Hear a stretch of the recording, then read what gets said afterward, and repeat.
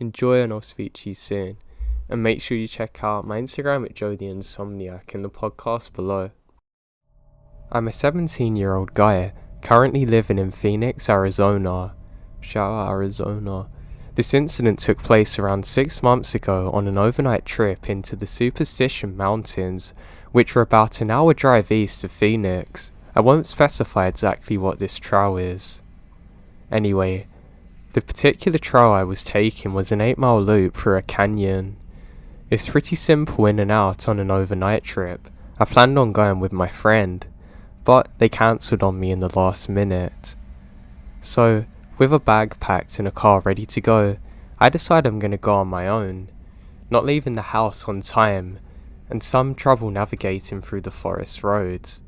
I didn't arrive on the trailhead until around 5:45, which for those of you who don't backpack, this is a very big no-no. I had about a 4-mile hike until I arrived at my planned parking spot, and it was getting dark fast.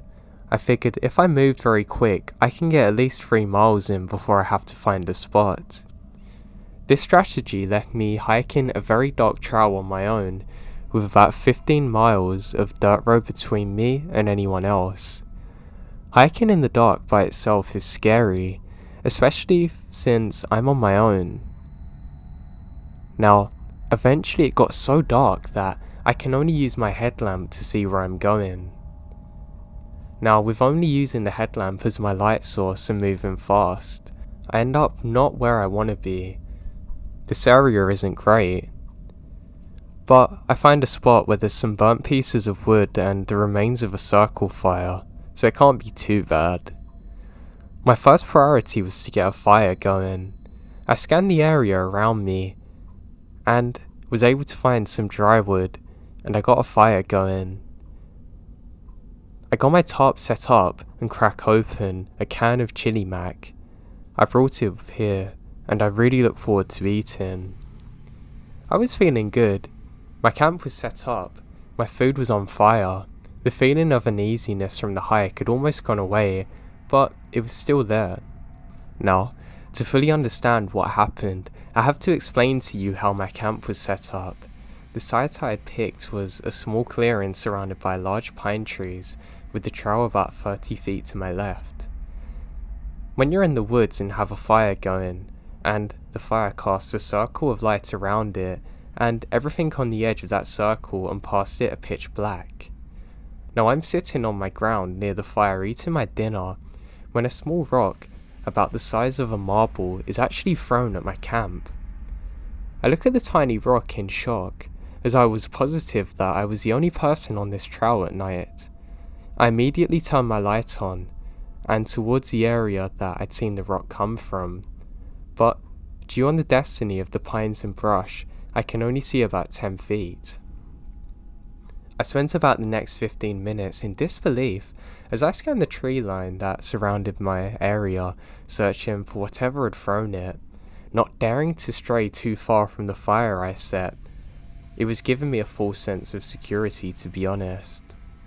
After sitting back down and spending the rest of my time on high alert, I was able to convince myself that I had somehow kicked the rock or it had fallen from a tree. I went to sleep that night, not expecting the pure terror that was about to unfold. I woke to the sound of rustling leaves, really inaudible if you weren't listening for it at the time. I'm still in a sleepy daze. I listen to the rustling of leaves, but it gets harder to hear as I assume they were moving away from me. I went to grab my handheld flashlight that I had next to me when I'd fallen asleep, but the more I looked, the more scared I get as I realize that it's not even there now. I don't get how. I stand up in my sleeping bag, now ducking out of my tarp. Now, I can't really see far into the woods, but I was able to see a light off in them. It couldn't have been more than 15 feet away, but it's my flashlight laying on the ground in a pile of leaves. This is one of the few moments in my life that I've almost had a heart attack. The flashlight that I'd left sitting right next to me when I'd fallen asleep a few hours ago was now 15 feet away from me, past the tree line in the woods. I hurriedly slipped my boots on, clutching my knife in my other hand and, keeping my head on a swivel, I weigh my options: stay here, wait it out, or attempt a 3-mile hike back to the car in darkness. I figured that, whether or not I'm gonna get out of here, I'll definitely have a better advantage if I was out on the trail with a light. So I decide that I have to stay at my camp and remain there for the night. Eventually, it came back. I could hear it walking through the woods. It was so far off that I couldn't hear it at first. It sounded like somebody walking by, strolling around without a care in the world. Sometimes it will walk far, then near, and a few hours later do the same thing. Still faint as ever. This goes on for 3 or 4 hours until I listen to the steps getting closer until they're about 7 feet from me. At this point, the fire's got really small as I've run out of wood for it, and the footsteps stopped and everything went totally silent. I sat there still for 2 hours, clutching my knife in my hand. I pray that whatever this is can just leave me. I stay like that until the sun came through, and I can see that I'm alone in my campsite. I packed up all my things and speed walked the 3 miles back down the trail I've taken. I arrived at an empty dirt road where my car was parked and nearly sprinted to it as I unlocked my Supra. I jumped in it and drove until I put at least 20 miles between me and that place. I stop at a gas station in Apocaly Junction to buy a Red Bull, but mostly just to see or talk to someone. As I exit the store, I was able to read what was written in the dust on the back of my window: sleep well. The hell, a lot of weird things happened to me on my various adventures through the Arizona, but this was the weirdest by far. I thought I had to share it. There's a seriously deranged person living in the Superstition Mountains. Do yourself a favour and stay as far away from them as you can.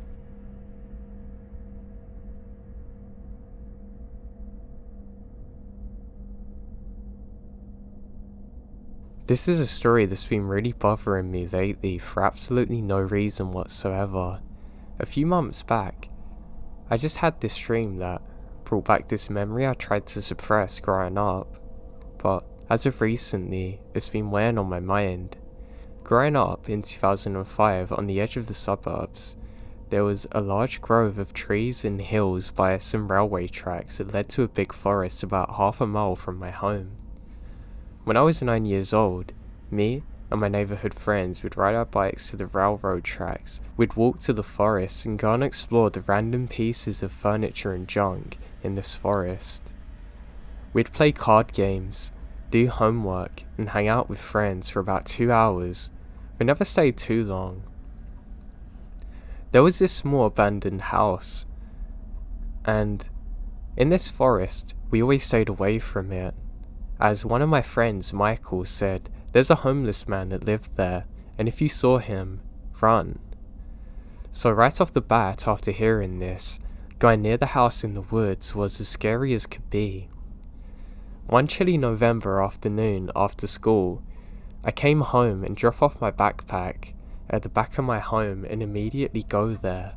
My bike is broken at the time, so I walk. Michael told me at school that apparently, this area of the forest is a really good place to play Pokemon with him. This is something we'd frequently do growing up, just to pass time until our parents got home at 4. Nothing unusual. As I crossed the railroad tracks into the forest, I instantly felt a weird sensation. That feeling when somebody's watching you. I looked all around and don't see anyone, so I thought I was getting spooked as the rather overcast day was very eerie. Trekking through the autumn leaves scattered across this large wooden area, I come across a big open area where I'm supposed to meet Michael. Near to this area that we normally meet, I find his notebook open. On the page was written, "Hey, I had to go back home and grab some batteries for my Game Boy. Wait for me here. I'll be back soon, Michael." And I wait. Being alone, especially feeling like somebody was watching me, made this particular moments very uncomfortable. However, I convinced myself I was just being a wuss and decided to wait for Michael. I sat down and began playing on my Game Boy. It wasn't too long until that sensation of being watched grew into utter paranoia. I kept frantically looking for my Game Boy and checking my watch. I'd been there for 30 minutes and it's starting to get dark. Then I heard some leaves crunch. I looked in the direction of the sound and briefly saw a dark hooded figure peeking from behind a few trees, then hiding back behind them. My skin crawled, and I immediately jump up from where I'm sitting, frozen in my tracks. I scream hello. I'm quickly reminded that I'm not alone, as I see this very tall, dirty looking hooded man peek from around the trees. He called back, "Hey buddy." I pick up Michael's notebook and I ran for my life. I ran so fast I barely had time to look behind me. However, I heard leaves crunching not too far from behind me. It's the man running for me. He was screaming for me to come back, and "I just wanted to talk to you. I'm sorry." I began crying as I was running, thinking this was exactly how those kids disappear. I ran and ran and ran until I literally tripped over the railway tracks and cut my knees. Michael was just getting to the tracks. He saw me, crying, and I screamed at him to run. Without question, we ran all the way home. The hooded man was nowhere to be seen. I last saw him staring from the woods. Defeated that he couldn't catch me or something, I don't know. I told Michael everything that happened and we never went back to the woods again. Years later in 2016, they bulldozed the woods and built a neighbourhood there. We later found out from the fellow neighbourhood friends who lived in the area the same thing would happen to them. To this day, it's probably the scariest thing that happened to me.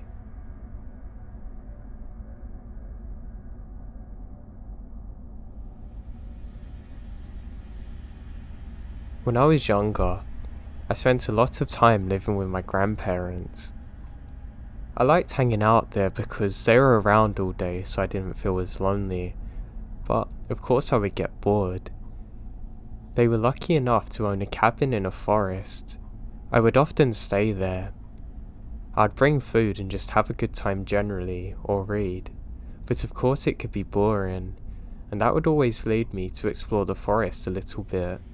I would never go too far out, just far enough that I could find some tranquility and enjoy myself, something that I probably didn't do often enough. Now sometimes when I'd go out on these trips, I would have the overwhelming urge to get out of the forest, or the sense that I was being followed. Normally, I thought, oh, there's probably just some animals around and I'm not really used to being out in the woods, but it was something that would continue for a long time.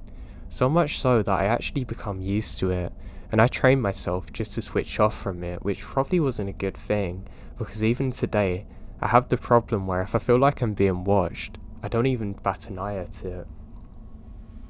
Now on one particular day when this happened, I was on one of my walks, and I didn't really think much of it like normal. However, there was a pungent smell that was truly overwhelming my senses. It really smelled like a dead body. I thought maybe an animal had died, but I couldn't see any. I can't ignore this, and now the paranoia sets in, as I realise that something might be watching me. I'm worried that maybe it's a dead body or something. I start returning back to the cabin. As I do, I can hear something falling through the trees. I stop dead in my track. I can see a large rock has been thrown just behind me. Now I'm certain it had been thrown there, because I never saw it before and I literally just walked there. Then I think to myself, if that rock hit me, it would have knocked me out or gave me brain damage. Just as I'm thinking that, I can see a large dark figure in the trees. The craziest part is I lock eyes with something with orange glowing eyes. Now I don't believe in Bigfoot, but I have never seen anything like this in my life. The smell, the rock being thrown, it all makes sense.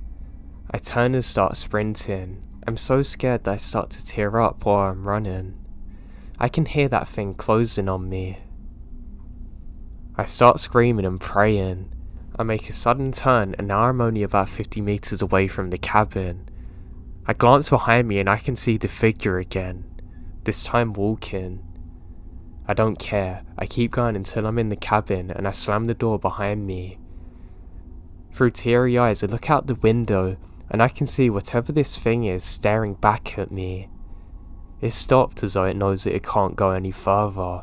It simply turns around again and returns to the forest. I told my parents about it and my grandparents, but they don't believe me. But I know what happened that day and I've never seen anything like it. I know that the area is where the Navajo are supposed to reside, but I don't think it was a skinwalker. It's truly the most scary thing that I've ever experienced in my life.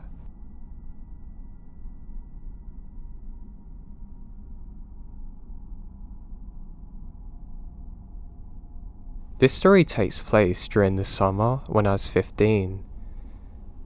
I was living with my dad and stepmother at the time. I remembered my mum throwing a royal fit about me buying new school clothes because I had let a few pairs of pants get holes in them and still wore them. It was my first year going into high school and I wasn't going to let her spoil that for me, so I went to stay with my grandparents for the summer to earn money. They lived in a remote, small area that was once home to many native tribes, most prominently the Cthulhu tribe. It's very secluded despite being only a mile or so from the highway. It's all lush, gorgeous forest. My grandpa had built his own 3-story house and a shop where he cut and assembled cedar into roofing products. That's where I came in, hauling heavy chunks of cedar to his van, stacking, nailing, chinking up pieces into smaller ones to be sold. I made good money while I was there, and could buy a new wardrobe. As summer was coming to an end, it was too hot to work, and I decided to walk one day. Now let me say that I spent my childhood roaming around these woods. Armed with my grandpa's 2 dogs, we ran and played and napped all day, and I'd never seen anything out of the ordinary or got weird vibes. I waited until it was a bit cooler in the evening and started out, walking a little path that would take me to an old unused logging road. I had tread this path so many times that I wasn't even paying attention until I felt like I was being watched.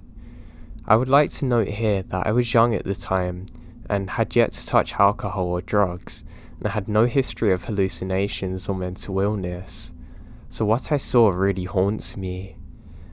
There he was, standing naked in the middle of the path, looking down at me with a blank expression. He was tall, maybe even 7 feet, much taller than my 5 nothing. He had long matted black and grey hair. There were tufts of it growing from the sides of his arms as well. His skin was very sticky yellow and pale, looking too big for his stature. We made eye contact. His yellow orbs felt like they're looking into my soul. I couldn't move or think. Everything goes silent around me. The next 10 seconds or so seemed like they stretched out for an eternity. We just stood there looking at each other, before he swiftly turned and walked back into the trees. The foliage went undisturbed as he melted through it and disappeared. I honestly expected him to charge at me, or at least try and intimidate me, but he just left. I haven't seen him since either, nor am I too enthusiastic to go out looking. I remember telling my grandma about it and she said it was probably a drug addict, but something didn't seem right. I've told this story somewhere before, and it really scares me. I've tried looking into Native American folklore, especially the local stuff, but haven't found anything matching the description. I don't know if maybe it's a skinwalker or not, but it truly terrified me.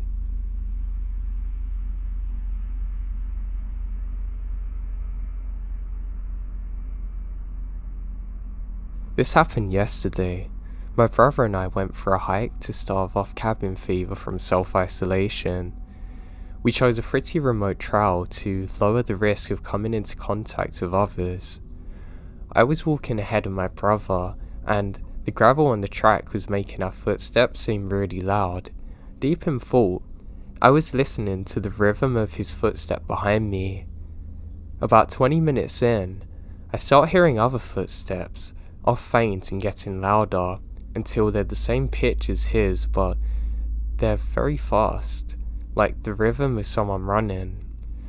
There suddenly came a halt to it, and I could hear the motion of somebody stepping on the gravel. That sudden sharp rocky sound you can imagine. I assumed that there must have been someone running or jogging on the track, and sure enough, I see a shadow on the other side of me appearing. It looks like somebody's head is next to mine, as though they're running behind me. I stopped, turned around to let them pass as the track's very narrow. However, when I turned around, it was just my brother staring back at me. He was confused as to why I'd stopped. So, I asked if he was running a second ago and he said nah. I asked if there had been anyone behind him and he said that he wasn't aware of anyone. I thought it was strange, but just let it go and carried on. About 5 minutes later, we came around a corner and there was this smell of pure death. It was very strong, like rotten meat.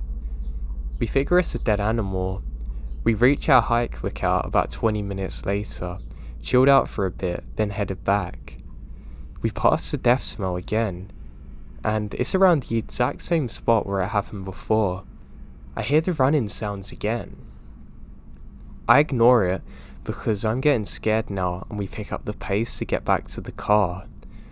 I told my mum and she said that it must have been a dead body and maybe that was their spirit that you could sense. I laughed at the time, but it was more out of fear.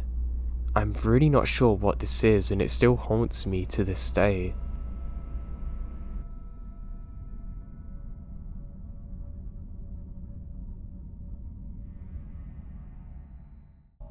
I grew up in a very small rural town in Michigan. This place was so small that everybody knew everyone. My high school graduation class consisted of less than 30 people. It was a place with a very small population, but geographically, it wasn't small at all, consisting mostly of wooded areas and open fields. Houses are spread out, and nothing like what you see in the city. I mean, the nearest city was hours away. I lived on a dead-end gravel road. My neighbour's at the very end of the road, and to my left, there's about a 5-minute walk before you meet the others. You could barely see the neighbour's house through the sparse trees. To the right is another neighbour. My uncle and aunt and my favourite cousin actually live about 5 minutes away. I could only see their house if I walked to the end of my driveway. My house was the second to last one on the road, and just before my house was a really long driveway. I suppose you could call it another road, but it led directly to a house behind mine that belonged to a man I'll call Dave. Now there's a large open field, followed by another sparse tree line, and Dave's house is behind that. I could easily see his small house perched on the top of a tiny hill in the distance. I loved growing up there.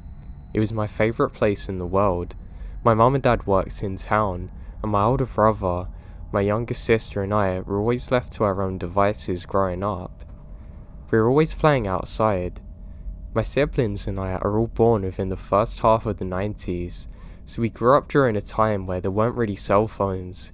We didn't have cable TV, just a few channels when we got an antenna. And our parents usually kicked us out of the house from sunrise to sunset because they didn't want us being stuck indoors. Because of this, we often explored the land around the area. Being 90s babies, our parents for some reason trusted us to literally wander everywhere. Never once did they check up on us. Now the house behind us was extremely creepy. We rarely saw anyone come or go, and believe me, they were very nosy and would know if somebody was driving down the road. The upstairs bedroom window overlooked the front of the house, and my sister upstairs' window overlooks the back of the house. We also had a giant set of sliding glass doors at the back of our house that opened up to the back door porch.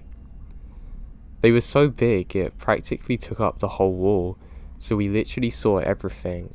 Despite the neighbour behind us rarely being seen going anywhere or seeing anyone show up there, we just knew he was creepy.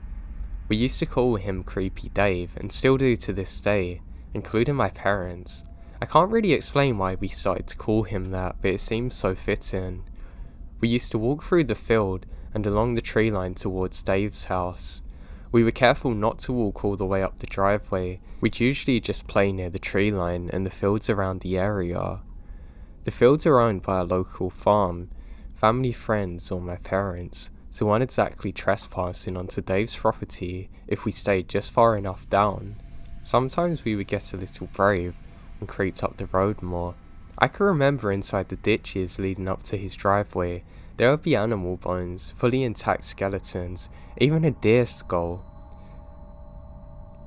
It had all been there long enough to be pure bone. That alone was creepy enough for young kids to see. When I was in middle school, Dave married this woman.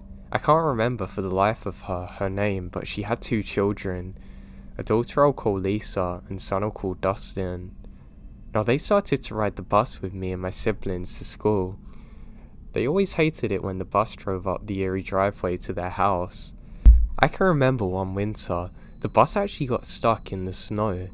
The bus driver had to try and shovel us out, and while everyone was stuck waiting for the bus, I happened to look out the window at the barn near the house. It was still dark out, but just starting to turn to dawn, so the sky was bluish, but still dark, and you can see silhouettes. I kid you not, standing there on the second level of the barn, there's Creepy Dave holding a pitchfork. He's not even doing anything, he's just staring at us watching. All I can see is his outline. It frightens me so much that I turn my whole body away from the window and start tearing up a bit. My best friend sitting next to me says what's wrong, and I can't even tell her. I don't know what it was, but it scared me so badly. I don't know if anybody else saw him up there, but I still picture it. That was the last time I actually saw Dave for myself, but unfortunately, he didn't disappear fully from our lives. I used to stay up late in middle school watching movies and reading. I've always been a night owl, and sometimes my sister and I would stay up on the weekends all night watching films. One night it's very late. After 3 AM, my sister had fallen asleep, but I was still awake. All of a sudden, we hear a very loud pounding coming from the door that led to our garage. We had a huge bay window in the living room, and a front door to the left of it. Our garage was on the right. Our window faces a driveway, and we have multiple dogs, so whoever this was come from behind the house, crept into our garage so the dogs don't know. I was so scared. My sister starts crying. I started screaming for my dad. He come running out of his bedroom in his underwear holding a shotgun. He went to the door and it's Dave's wife, crying hysterically. I have no idea what happened, but my dad never even told me, and the cops show up. Over time, this happened a few more times. It got to the point where my sister and I stopped sleeping in the living room. And eventually one night, my dad told Dave's wife she needs to stop coming running to our home for help and needed to go to the other neighbours. Thinking back, I feel bad, but my dad was clearly worried about us. These occurrences stopped for a while until one morning, I walked downstairs to SWAT vans parked around the road, men in uniforms with vests and guns crouching in the backyards, and they're pointing directly towards Dave's house. I freaked out. I ran into the living room, into the front entrance, and my dad was standing there with a sheriff. The sheriff had been telling my dad that during the night, Dave held his wife and daughter at gunpoint. I'm not sure where her son was, but he hadn't been there. Eventually, this man in his drunken fit of rage blacked out and passed out, and the wife and daughter escaped. I'm still not sure which neighbour they went to, but the cops were called. Upon getting there, he actually shot at them, and that's when the SWAT was called in. I suppose sneaking through my yard across the field was their way to get an element of surprise, but hell, how is a young girl supposed to know what to do when all this is going on? Dave went to prison and I have no idea of the outcome, nor his family. The kids never went back to school. Apparently he's out now but never come back here. All I know is his creepy house is still there, and it's been abandoned for ages.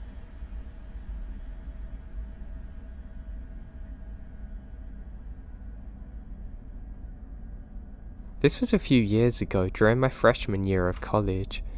A couple weeks into school, this girl I had class with asked me if I wanted to go to a concert. She'd been given 2 tickets as a gift, and still being early in the school year, I didn't really have friends, nor did she, so we decided to go. We live in a large city, and the concert was in a small town about an hour away by train. We get to know each other on the way there, and by the time we get off the train, it's very dark. The street lamps are sparse. We're dressed in our outfits for the concert, and the venue's about a 10-minute walk away. Neither of us had ever been out of town before, and we're having some trouble using Google Maps to figure out what direction to head in. I, generally being pretty wary of strangers, am content to continue struggling with my phone map. However, my new friend decides to ask a man on the street for help. He looks like he's in his 30s, about 6 feet tall, blonde, and he's wearing a suit with no tie, and the top couple of buttons are undone. He tells us he knows where the venue is and can get us there. He says, do we want to walk? Now he says what are our names and how old are we, and where are we from. Not necessarily creepy, but I'm getting a bad vibe. It's dark. The streets become practically empty from the train station. We end up reaching an intersection, and he starts to turn right. I'd continued to look on Google Maps once we started walking, and having become better orientated, we're now moving. I know that we need to take a left. I say this, but he says, nah, you're wrong. And I say I'm looking at the map, but he says it must have gotten confused. We turn left and he continues walking with us, assuring us that now he knows where he's going. The map says a concert's up ahead, and in the distance, I can see people all heading in the same direction.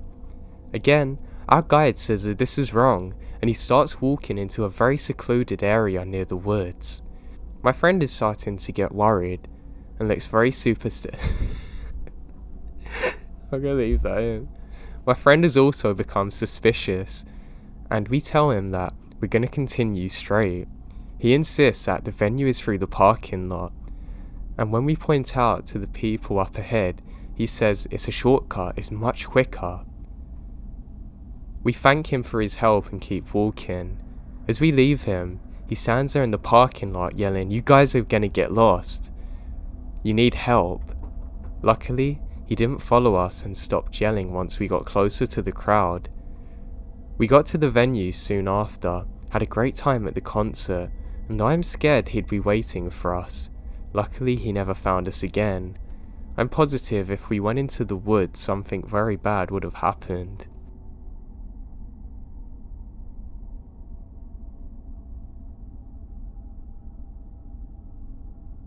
My family and I have been hunting on the same property in East Texas for over 10 years. I love Texas. And we've had some really creepy encounters with some of the locals. This property we hunt on is timber company land. It's way off the beaten path down some dirty roads. No power, no running water, no sewer. There's only a few people that live in the area, only scattered around some hunting camps. Our closest neighbours live in a trailer about a mile away, and we've come to call this a meth house. Now I'm not sure if it's really a meth house, but it wouldn't be hard to believe that was happening there. Now this place has always been odd. There is a trailer sitting in the middle of a pine clearing. The brush is fairly overgrown around the trailer, almost as if the property is abandoned. There have always been broken down cars and other junk strewn around the front. Cow skulls and hip bones are attached to a pine tree going off about 20 feet. It started out maybe 10, and over the 10 years has grown out to about 20. Now for a long time, the strangest thing about that place is the vibe you get. In 2017, things get weirder. The front yard collection began to grow. A rotted out taxidermy of wild hogs was added to the skull tree. A doll's head was fixed with horns onto some kind of stick in the ground, which we called the devil baby. There's 3 tripods about 12 feet high, each erected around the trailer made out of pine trunks. One day when we drove by, we noticed that from one of these tripods hung the spinal column and rib cage of we don't know what. We thought originally they were using the tripods to hang and clear deer, but the same bones have been hung there for over a year now, and someone would usually get rid of this. So, we've had no encounters with the residents and don't even know what they look like or if they actually lived there long term. This place was creepy. They seemed to keep to themselves. Until later in that season we had 2 creepy encounters. The first happened to my good friend. He had made a quick day trip with his wife up to the property to fill feeders and ride 4-wheelers. To get to the spot, he has to get on the dirt road and drive past the meth house. His spot is only a few hundred yards away from the house.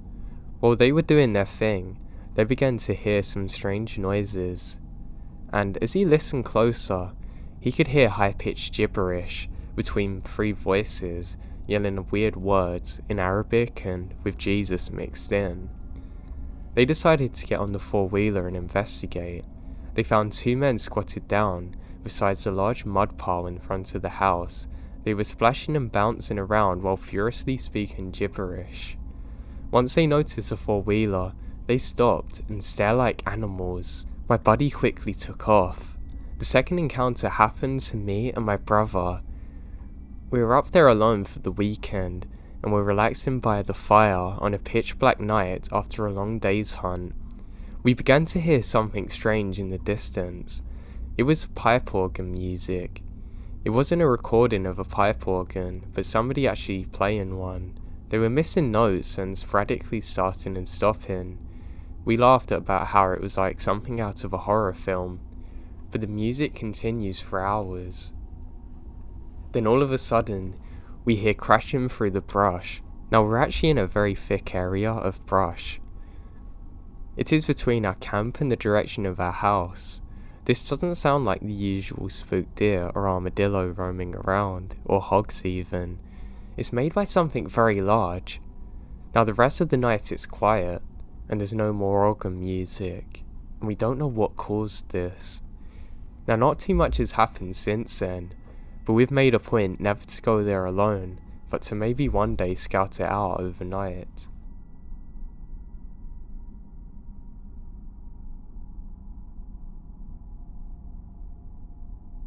The summer before 2nd grade, my family and I moved into Olympia, WA. I with my parents and my older sister back then. My sister is 2 years older than me, so she would have been in the 4th grade. My sister celebrated her 10th birthday that same year by having a handful of friends over for a sleepover. We owned a trampoline back then and often had sleepovers and used the trampoline during the summer months. We lived near a forest. Now we have many fond memories of sleeping on the trampoline under the stars, but this, however, this was not one of those fond memories. Seeing as it was my sister's party, I was younger, and the annoying brother, I'm not invited to the trampoline party. I do, however, remember how the events unfolded. It all began when around 6 or so girls came fleeing inside screaming about a man in the woods. Our backyard at this house was fenced off to the left and right side, but was not fenced on the backside as our backyard continued into a beautiful forest backdrop. According to the girls, as they're out on the trampoline enjoying their sleepover, a man in a yellow rain jacket appeared in the woods. The random creepy man proceeded to stand there in the woods and stare at the 10-year-old girls the whole time they're out there. He didn't respond to them when they attempted addressing him or even break eye contact. It was at this point that the girls were so scared they collectively ran as fast as they could inside. After the girls relayed their experience to my parents and I, the three of us reached to the window to see this man. When we get to the window, all we can see is a glimpse of the yellow jacket as he disappeared further into the forest, beyond the borderline of the neighbouring fence, out of sight. My dad sprinted outside yelling at the man, threatening him, calling the police but we can't see him. My parents did call the police and filed a report, but nothing ever come of it. After this experience, our parents thought twice about letting us sleep on the trampoline at night. We ended up moving a year later.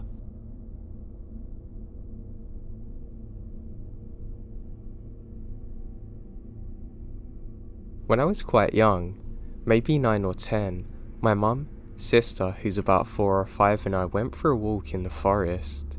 It was a large forest, well known for camping and having picnics, and we had walked through there many times before. The three of us walked for quite some time until we found a spot to have a picnic. After eating our food, we explored the various mushrooms and trees dotted around the place. When it started to roll over into late afternoon, we decided it was time to head back, and we made the walk back to the forest. There was always an eerie feeling when you're in the forest, in any forest no matter where. When we arrived back, we're shocked to see police cars everywhere and hear sirens. We had no idea what happened, but nevertheless, we got back into our car and drove home. I was wondering what could have happened the entire night back, when finally, my questions are answered. My mum and I sat down to watch the 7 o'clock news and found out that while we're having a picnic, the police had discovered a body buried in a shallow grave in that very forest. The reporter explained that the men involved were doing stuff with drugs and other criminal activities. As I was quite young when all this occurred, I didn't think much of it. Sure, I was creeped out, but I didn't completely understand it. Looking back now, it gives me chills thinking about it. I often wonder what would have happened if we were the ones to discover the body.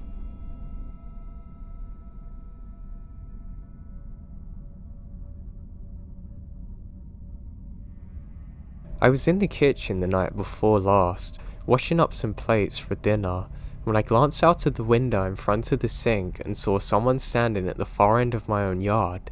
From what I could tell, it looks like a man of average build, with a scruffy appearance.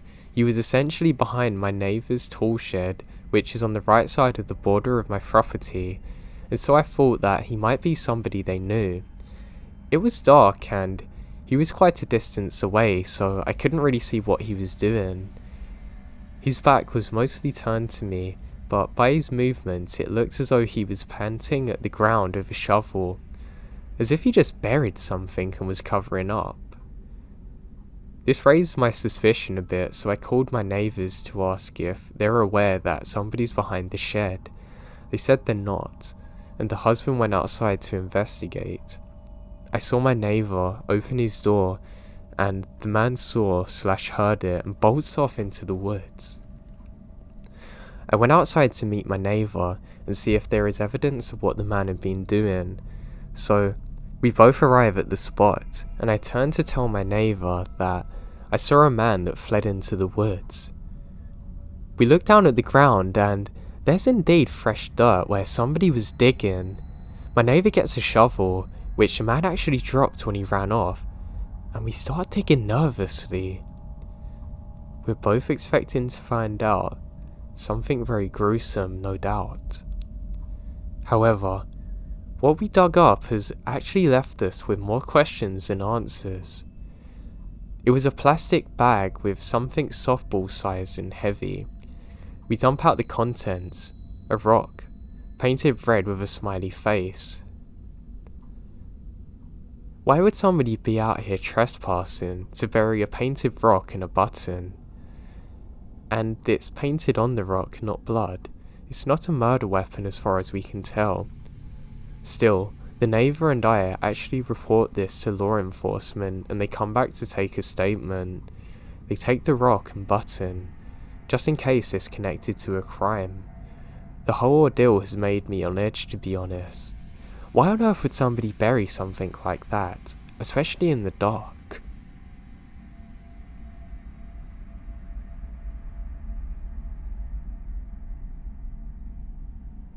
This didn't dawn on me until I had my own children and have hence been vigilant with stranger danger. Suddenly, one day, I sat up and realised the actual danger I was in and how close I come to God knows what. I was about 10 and staying with my grandmother, something I did and loved for a week every holidays. My grandma lived in a new suburb on the outskirts of our city. Because it was new, there were a lot of new immigrants who started moving into the area. There was a wave of immigration from Lebanon due to the war there, asylum seekers. There was a very white Australia at the time, so my 10-year-old mind found those people bizarre and different. Anyway, I was sort of playing by myself with these new kids in the church parking lot near my grandma's. I was the only blonde Anglo out of about 20 kids my age, but they ranged up to about 12. I think that's why I may have been singled out, because I stood out. So this little girl about my age was sort of trying to play with me. She was so foreign to me with her hijab and long black dress in the 40-degree Australian summer, so I blurt out, "Why are you wearing that dress?" I was just confused by it and couldn't understand it. Then, when I look around to see if anyone heard me, I see a man stood there staring at me who's Anglo. I thought at the time he heard me. I was so ashamed and thought that he might come over to speak about my potentially mean comment, or tell my grandma, or even worse, ring my parents. But my 10-year-old head at the time thought that he was watching me from 10 meters away out of annoyance. He's just by a tree line, but he's been there for over 2 or 3 hours. Anyway, it starts getting dark. Everyone started to disperse for bath, dinner and bedtime. I got up and started walking back. The man started to follow me. He followed me to my grandma's and I ran inside and shut and locked the door behind me. I was waiting for his knocks to tell my grandma my crime, but instead, nothing came. He must have changed his mind, I thought to myself, but as I took a sneak peek out of the window, I saw him go down to the side of the house. Oh no, he's gone in the back door to tell her. The shame. For nothing. Oh, thank God. Just as I thought I'm about to go to bed and forget about this, I look out the window and there he was, smoking, standing under the tree line. Still weighing up whether to tell my grandma, I kept trying to sneak peeks at him and see if he's gone so I can fall asleep. I decide to go to bed. Now the next morning, my grandma runs in.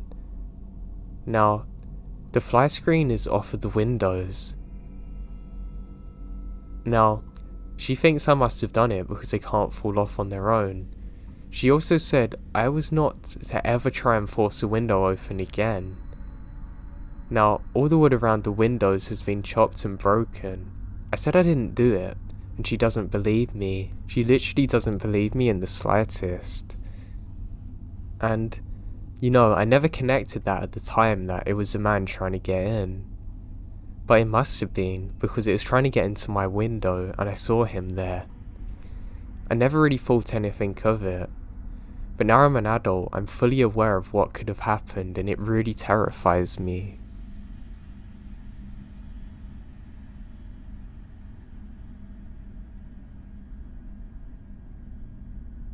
A stint of warm weather came through our area a few weeks ago, so my family and I decided to hike our local Appalachian trail. We're 25 minutes into our hike when my wife stops abruptly as if she was spooked. with my daughter sitting in her hiking seat attached to my backpack. I slowly shift up in the direction of my wife. What we come across was a large rock off the trail that had been spray painted with a Bible scripture. It read out, Nim Nim Ketul, Usheran, Daniel 5:23-28. The urgent style with the writing and intensity is what unsettled my wife.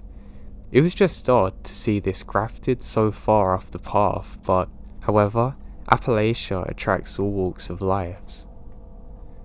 I looked up to the interpretation, and it goes, Meme. God has numbered the days of your kingdom and brought it to an end.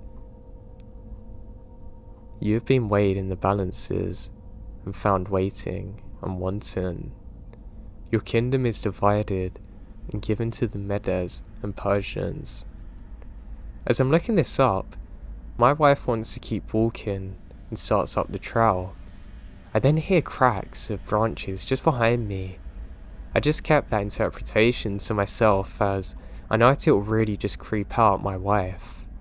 Another mile into the trail, I hear the crackle of branches behind us.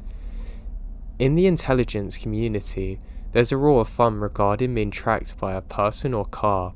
1 time it's an accident, 2 coincidence, 3 enemy action. Coincidentally, this is probably what's happening, I think, and it might just be a deer trying to follow us. So I turn around to whatever's making those noises, and in the woods off the trail, I spot what appeared to be a man crouching over messing with something in his bag. But he's whistling to himself. I thought, maybe he's just getting something and don't think much of it. But I knew that the guy had been behind us for quite some time now, because of the first time I heard the sound. Now not even 100 feet further down the trail, yet again, I hear another rustle. 3rd time, I turn 180 degrees. The man's about 20 feet in front of me, adjacent to the trail. I look at him.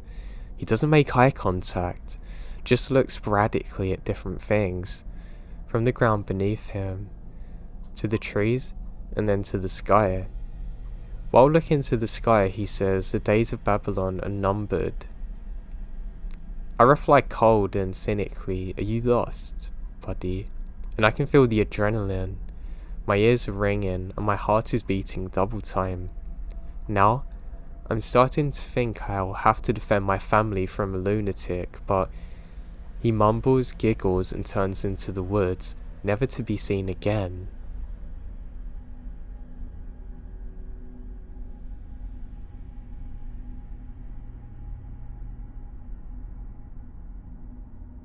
So this happened last summer. It was a hot day, and I just got off work around 7 PM and decided to take my dog for a run in the forest reserve near my home. When you start out on the path, it's very open and near a busy street, but as you go further into the path, you are deep in the forest and surrounded by trees. The sun was starting to set at this point, but I figured I would get a quick 2 miles in so my dog could get some energy out. It was about a mile into my run when I started to hear a man just behind the trees. He hops out of nowhere with a cigarette and says, "Can you join me on my run?"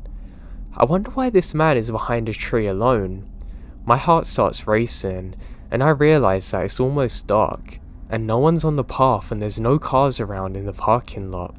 I say no thank you and continue to run, trying not to look panicked. He starts to get closer to me and my 1-year-old Staffy pit lunges towards him. My dog is extremely playful and gets excited to see people, so lunges towards him, just wanting to pet him. However, he looks intimidating, so the guy thought he was attacking. He backs up and I start running faster down the path, and I keep looking back.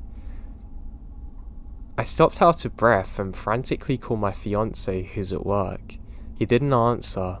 I decided I didn't want to go any further down the path and further into the forest, so wait a few minutes and go back with my phone in my hand ready to dial the police.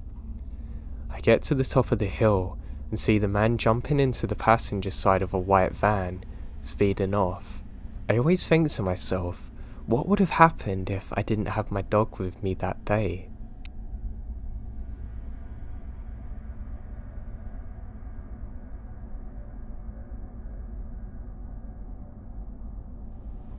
This incident occurred last spring.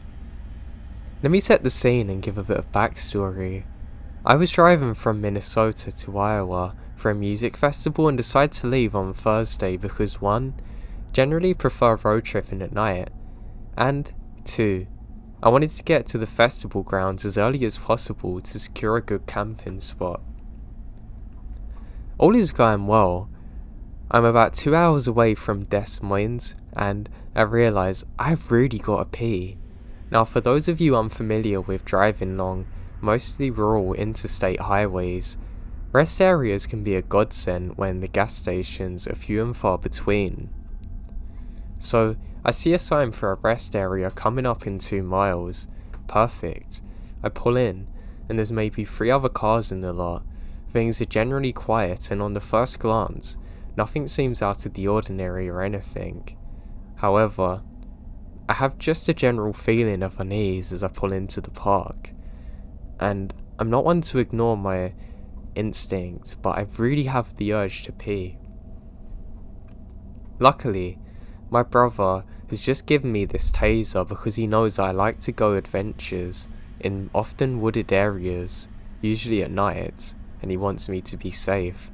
So I grab it quick, just in case, and run to the bathroom. Not 30 seconds after I close my stall door, I hear someone yelling either babe or a name. It's unintelligible. Just, they're hollering at me, and I don't know what they're saying, but they sound unstable. At this point, my heart starts beating really fast, and I'm just hoping he leaves the general building, but no, I hear the main door to the woman's stall literally kick open, and of course, he comes to the only stall and starts yelling at me. He finally says something I can make out. I'm looking for my girlfriend. So I say, I don't know you, go away. He then shouts at me, what's my name? The dude's clearly not in the right state of mind. At this point, he starts shaking my freaking stall door. So I turn on the taser and repeat, get out, before hitting the little button that makes the taser do its thing. Luckily, as I hoped, just the sound was enough for him to quickly run out. I stayed there for 10 minutes trying to regain control of my composure, and then quickly walked out to my vehicle, taser ready, and I immediately get out of there. What scares me is he almost knew what the taser sound was to immediately flee like it's happened before. I'm just so glad I had that taser because God knows what would have happened if I didn't have it on me that day.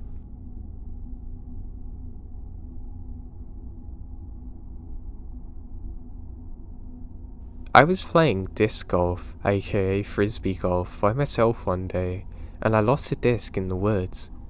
As I was looking for it, I heard a woman yell, "You're crazy," and a guy responded with something to, "You're supposed to keep your heart open." How is this keeping your heart open? They're on the path on the other side of the trees, and the woman's walking away from the guy.